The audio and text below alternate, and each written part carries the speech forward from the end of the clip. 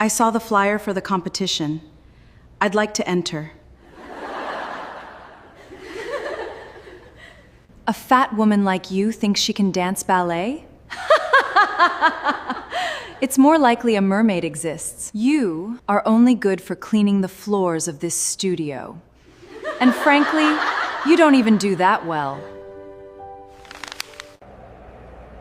Please, ma'am, just let me prove it. I can dance. Please, just give me one chance.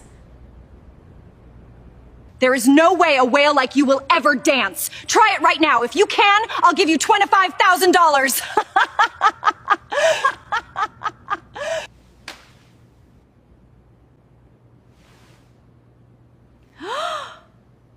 The mop hit the floor before anyone noticed her. That was how Elena Vasquez moved through the Westfield Academy of Ballet, invisible, efficient, and silent. 10 years of pre-dawn shifts had taught her the exact pressure needed to clean a mirror without leaving streaks, the precise angle to wring a mop so the water didn't splash onto the polished hardwood. She knew every corner of this building better than the women who owned it. It was a Tuesday when she saw the flyer. Westfield Open Ballet Competition, all registered participants welcome. Auditions, Friday, 7 p.m. She stood in front of the bulletin board for a long moment, her cleaning cart beside her, her hands still damp from the studio floors. Then she folded the flyer carefully and put it in the front pocket of her uniform. She found Ms. Catherine Hale in Studio A, dismissing her advanced class, 12 girls in pink leotards filing past Elena without a glance.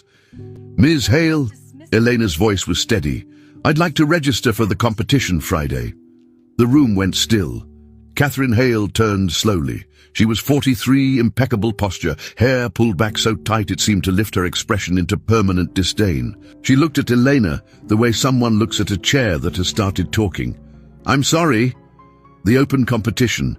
I'd like to enter. One of the girls, tall, blonde, maybe 17, pressed her hand over her mouth. Another looked away, shoulders shaking.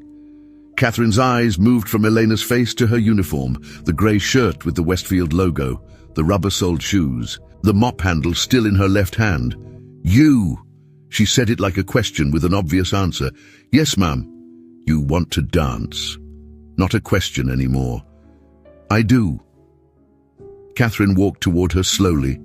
When she reached Elena, she took the flyer from Elena's hand, not asking, just taking, and held it up between two fingers, as if it had been used to clean something.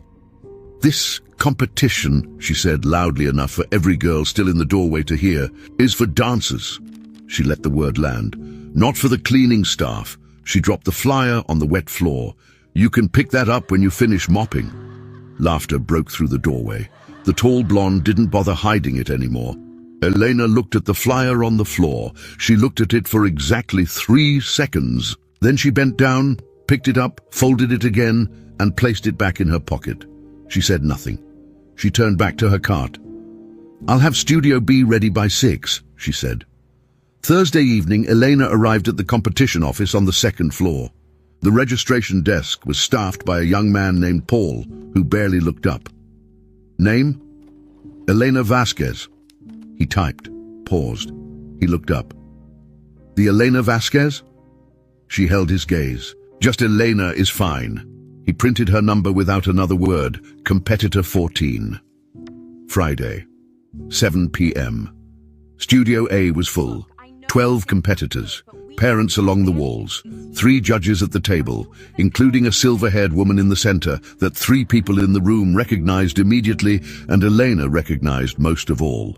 Catherine Hale sat in the 2nd row, arms folded, there to watch her students perform. She did not notice Elena in the competitor line until number 14 was called.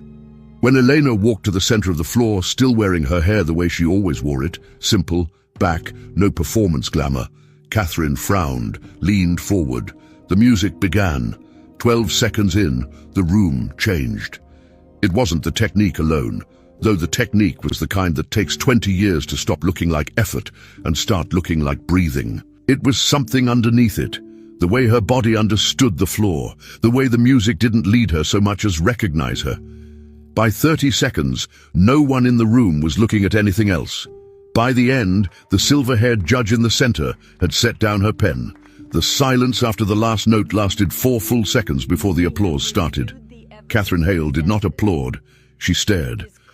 The silver-haired judge leaned forward toward her colleagues, said something quietly, then looked up at Elena.